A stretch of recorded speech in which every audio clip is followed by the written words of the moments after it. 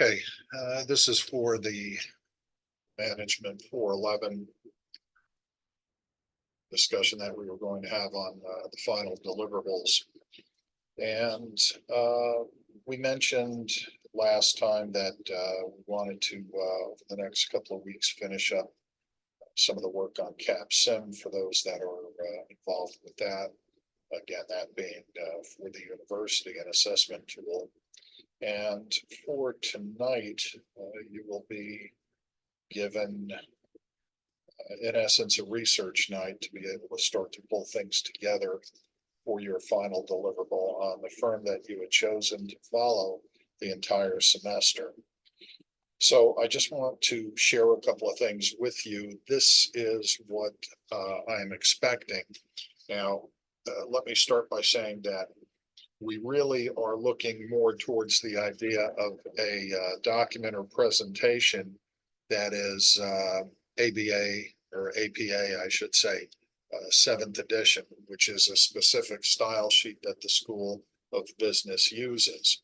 Typically, it's something like this, which you won't be able to easily see, but you'll see it has a cover page to it. It has a contents page to it and so forth. And again, it's not one of these things that you're doing a master's thesis or something like this, but it also is going to have references at the back end, and you're going to be using citations and so forth throughout the document. So again, it's the style sheet. You can Google APA 7th, and it'll give you plenty of information for you to be able to. I'm not going to measure margins. It does suggest a type style, a font and so forth. So as best you can, try and adhere to that. Let me share a couple of things with you, as long as the technology works, which it should. Okay, let me minimize this, and that should be good enough. Okay. So for final deliverables, I think I had mentioned that we were interested in several areas, and you may want to include certainly some of these. You may want to include almost all of them. You do not have to include all of them.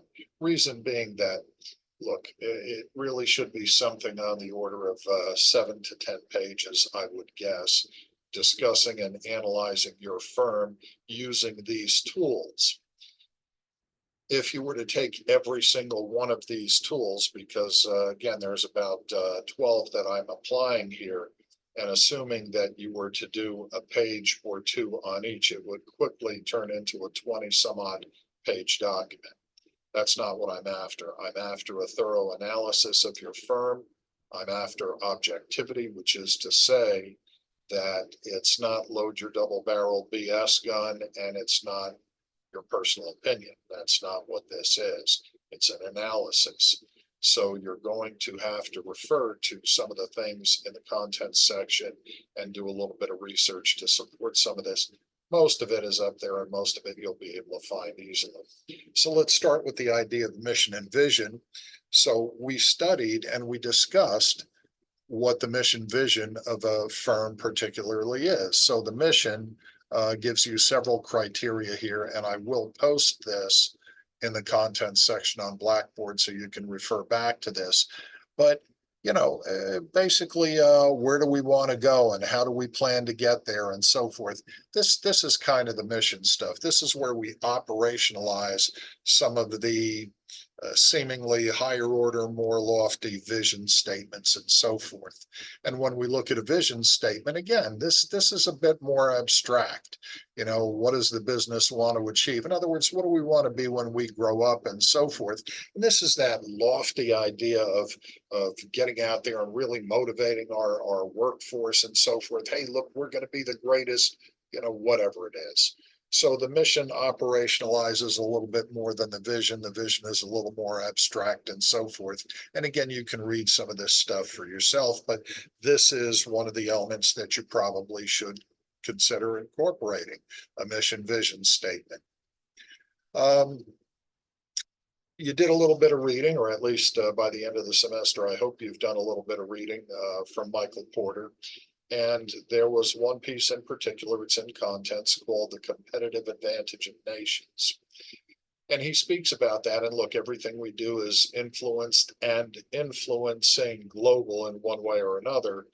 So he uses this diamond model. Now, his gets a little bit more elaborate than what's illustrated here, but basically, we're talking about, and some of this almost looks like, remember Michael Porter's five forces, and I'll bring that up in a little bit. Some of this almost looks like that when you start to talk about rivalry and things like that, but factor conditions, demand conditions, and so forth. This is something you'd probably want to incorporate. I referenced a few times from a marketing perspective this Boston Consulting Group, or BCG matrix, this growth share matrix, and this is where an entity, a firm would analyze what they do, goods or services, in terms of this little quad thing here, where you're talking about stars, cash cows, question marks, and dogs. Obviously, there is the market share, high to low, and obviously on the other axis, we have market growth, low to high.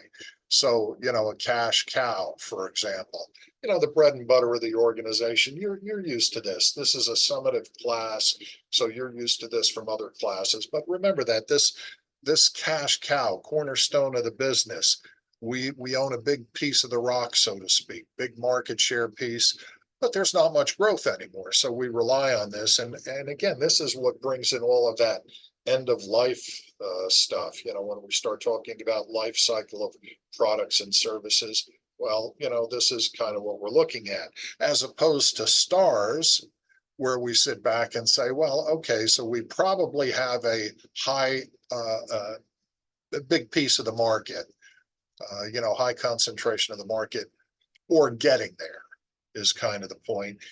But this yet has high growth capability or capacity. So the stars, in other words, what's likely to take over when this stuff down here starts to die? And then we talk about market share in terms of, low piece, low amount of very little market share, really lousy growth. It's a dog. That's why they call it a dog. And then question marks, that's really the uncertainties and so forth. So currently low market share, market growth has high potential, but is that something we're going to get involved with? So point being, you may want to incorporate BCG matrix. I would require of everyone a SAP ETOP, this profile of your chosen firm, strategic advantage profile, environmental threats and opportunities profile. And remember that the SAP side, that's the internal side. That's almost like the SW and SWOT, strengths and weaknesses. Well, strategic advantage profile, the things that we're really good at. But importantly, these are the internals to the firm. So this is the stuff we can actually really control and get involved with. Make capital improvements in certain areas to support something, or choose not to. The other side is the environmental threats and opportunities profile. Well, that's all this stuff that we maybe at best can influence slightly, but we can't control it. That's what? Political, legal, regulatory, economic, technological, cultural, social, and so forth. These are the things. In other words, this is the environment in which we operate and we have to succeed in. So you need to do a really thorough SAP ETOP on your chosen firm. We talked about Randy Pullman and value-driven management. All right, well, if you didn't look at the book, that's fine. If you hopefully got to read his article, that's even better. If you haven't, then try to get to it, but it's the value over time argument. So, it's kind of a value-based management system, but it is the interaction between all the different stakeholders and everything. And this is where we bring in, things like ethics and integrity, whatever this stuff might mean, quality, whatever that abstraction might mean, and so forth. So a good job on Randy Pullman's value-driven management. As I promised, Porter's five forces, Michael Porter. We should analyze our firm in terms of this stuff. So looking at, just for example, all right, threat of new entrants. Well, we can look at firms like Boeing and Airbus, and despite the things that are going on with both firms, the threat of new entrants is probably pretty small because it takes, I mean, just buku baskets of money to be able to try to get into that business. PRC, People's Republic of China, tried to build an aircraft, and from all the stuff I've read about it, it's a real pig in a poke. So it's not easy even for a major nation state like that to get involved with. Bargaining power of suppliers, bargaining power of customers. In other words, who holds the power dynamic in that relationship? Great example, the auto industry. Um, Politely, I guess, as polite as I can be, the auto industry, especially domestically, is dying on the vine. Now, I won't get into the economics discussion, but the economy has two major pillars, housing and auto. They're both suffering. One is improving, one is not improving so much. But that would tend to indicate where the power lies in that power relationship, that dynamic. Customers hold a lot of power because auto manufacturers and certainly their distribution chain, they're not selling a lot. Now, that's not the only way they make money. They make money on the trade-ins, even though they make it seem like it's such a big favor they're doing to you, they're doing for you to trade in your car. They make a ton of money. It's not they just wholesale it off and stuff. That's baloney. That's not the way that works. Other thing is down payments. They always, whether you're buying or leasing, want a down payment because that's theirs. Of course they want a down payment, larger the better. You talk about financing. That's where most of these entities make the majority of their money. They don't make much money on the new car sale itself. Why? Because it's so competitive and prices are so high and all, so that's kind of less the point. Point being that look at all of these in relation to your particular firm. There are some generic strategies, and we talked about that. A lot of this is posted in different PowerPoints in the content section. So is yours for your firm, that is a differentiation strategy? Is it a low cost provider strategy, et cetera? What are these 5 competitive, albeit generic strategies, and how do they apply to your chosen firm? Getting beyond the nation state, that was that FM30, the futurist video that we saw. And, really, this is where we bifurcate 2 important, certainly theories, but applications in a very real world practical way: globalism and nationalism. Remember, we're not here to be the arbiters of good, bad, right, or wrong. So, we really want to analyze, not normatize. It's not about this is good, this is bad, this is right, this is wrong.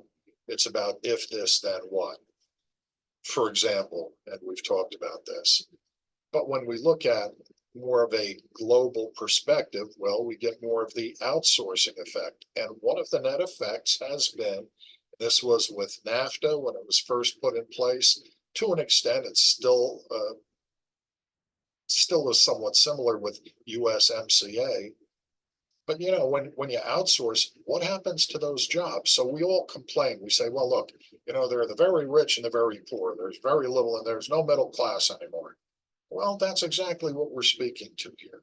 And I'll leave it to your individual arguments and the arguments put forth by your firm as to whether that applies or doesn't apply and to what extent. But again, globalism versus nationalism. Not for us to decide which is good, which is bad, which is right, which is wrong. It is very much for us to analyze and support our conclusions, if any, objectively. Citations, references. All right, couple more. Global local strategy, we talked about that, and that's very much this kind of stuff. And local responsiveness versus global integration. So we want to consider that potentially. Economic influences specifically, and although it's part of SAP ETOP, the ETOP side to be sure, I mean, we really need to address this kind of stuff. The economy, and if we're taking a global perspective, the global economy, which again, inflation is one element, purchasing power. There's a lot more to it than that, so there are a lot of ways we can go with this. So I would encourage us to include economic influences, which most are political by design, into our analyses and so forth. And then I think the last thing is really the governance issue. We want to make a good stand on corporate governance. Remember that when we talk about, for example, capitalism, capitalism is not just one thing. The capitalism we enjoy here is different than capitalism that, or that version of capitalism that might be enjoyed in another place and time.